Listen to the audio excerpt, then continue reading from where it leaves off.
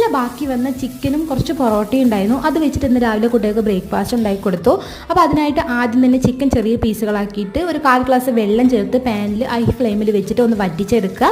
എന്നിട്ട് അത് ഒരു പാത്രത്തിലേക്ക് മാറ്റിയിട്ട് അതേ പാനിൽ കുറച്ച് ഓയിൽ ചൂടാക്കുക. എന്നിട്ട് അതിലേക്ക് ഒരു പച്ചമുളക് ചെറുതായി അരിഞ്ഞതും 2 സവോള പൊടിയായി എണ്ണ ചേർത്ത് കൊടുക്കുക.